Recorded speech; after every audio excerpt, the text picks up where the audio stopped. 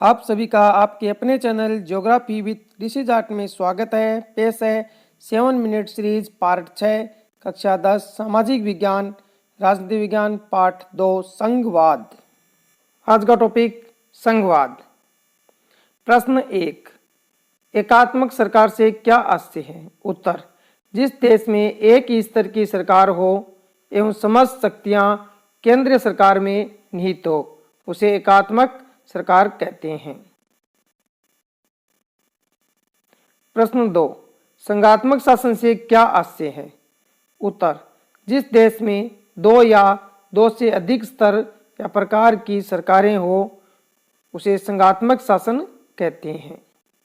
प्रश्न 3, किन देशों में एकात्मक सरकार है?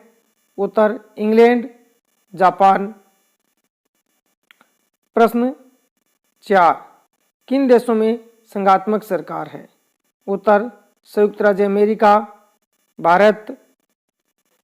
प्रश्न 5, संघीय व्यवस्था कितने प्रकार से गठित होती है? उत्तर, 2 तरीकों से, एक साथ आकर संघ बनाना, 2 प्रादेशिक विभाजन द्वारा। प्रश्न 8, आगे, आदर्श संघीय व्यवस्था के 2 तत्वों को बताइए। उत्तर, आपसी समन्वय तथा साथ रहने पर सहमति। प्रश्न 9, भारतीय संविधान की 8वीं सूची में कितनी भाषाओं को रखा गया है? उत्तर, 22 भाषाओं को। प्रश्न 10, भारत में राज्य पुनर्गठन आयोग की रिपोर्ट को कब लागू किया गया था? उत्तर, 1 नवंबर 1956 को। 11, भारतीय संविधान में विषयों का विभाजन कितनी सूचियों में किया गया है? उत्तर, 3 सूचियों में, संघ सूची, राज्य सूची तथा समवर्ती सूची। 12, संघ, राज्य व समवर्ती सूचियों में कितने कितने विषयों को शामिल किया गया है?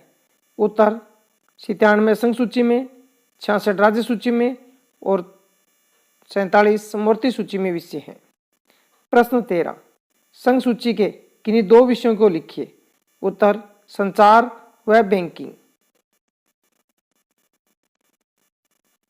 प्रश्न 14, सत्ता के विकेंद्रीकरण से क्या आशय है?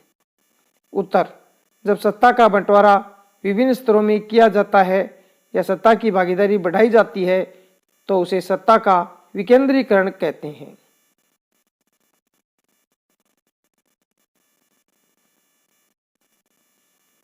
प्रश्न 15, भारत में पंचायती राज व्यवस्था के 3 स्तर कौन कौन से हैं? उत्तर, 1 ग्राम पंचायत, 2 पंचायत समिति, 3 जिला परिषद।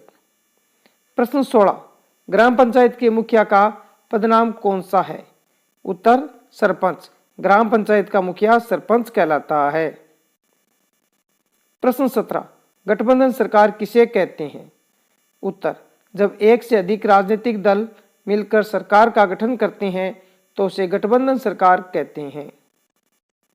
प्रश्न 18, भारत में गांवों के स्तर पर स्थानीय शासन व्यवस्था को किस नाम से जाना जाता है?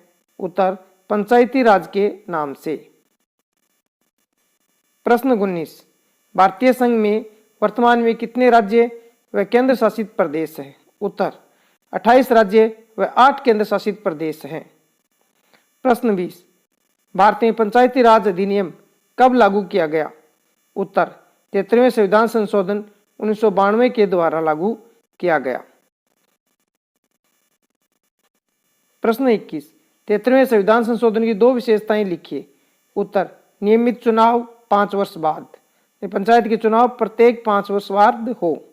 2, संवैधानिक प्रावधान, पंचायतों को संवैधानिक प्रावधान दिए गए। 3, आरक्षण की व्यवस्था, पंचायत चुनाव में महिलाओं को 2/3 और अनुसूचित जातियों को संख्या के अनुसार आरक्षण दिया गया। प्रश्न 22, भारत में अवशिष्ट विषयों पर कानून बनाने का अधिकार किसको है? उत्तर, संघ सरकार को। लघुत्तरात्मक प्रश्नों में प्रश्न 1, संघीय शासन व्यवस्था से आप क्या समझते हैं? उत्तर, संघीय शासन व्यवस्था में सर्वोच्च सत्ता 2 स्तरों केंद्र सरकार और उसकी विभिन्न आनुषंगिक इकाइयों की सरकार के बीच बंट जाती है। सत्ता के इन दोनों स्तर की सरकारें अपने अपने स्तर पर स्वतंत्र होकर अपना काम करती है।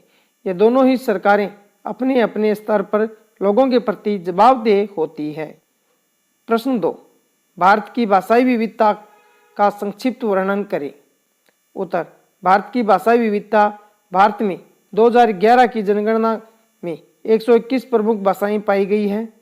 इनमें से 22 भाषाओं को भारतीय संविधान की 8वीं अनुसूची में रखा गया है और इसी कारण उन्हें अनुसूचित भाषाएं कहा जाता है। शेष को गैर अनुसूचित भाषा कहते हैं। भाषा की दृष्टि से भारत विश्व का सबसे ज्यादा विविधता वाला देश है।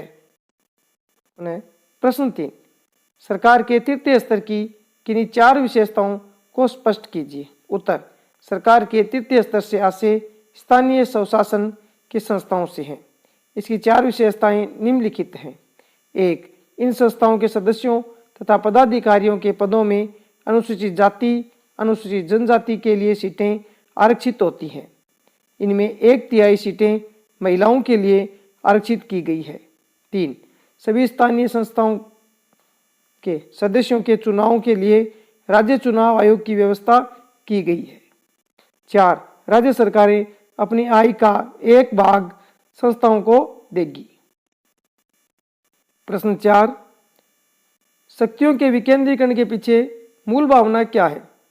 उत्तर, शक्तियों के विकेंद्रीकरण के पीछे मूल भावना यह है कि अनेक मुद्दों और समस्याओं का निपटारा स्थानीय स्तर पर ही बढ़िया ढंग से ही हो सकता है। लोगों को अपने इलाके की समस्याओं की बेहतर समझ होती है। लोगों को इस बात की भी अच्छी जानकारी होती है कि पैसा कहाँ खर्च किया जाए और चीज़ों का अधिक कुशलता से उपयोग किस तरह किया जाए।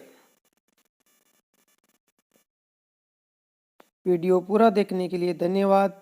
वीडियो को लाइक करें, शेयर करें, पसंद आए तो कमेंट भी करें। चैनल सब्सक्राइब नहीं किया है तो चैनल को सब्सक्राइब अवश्य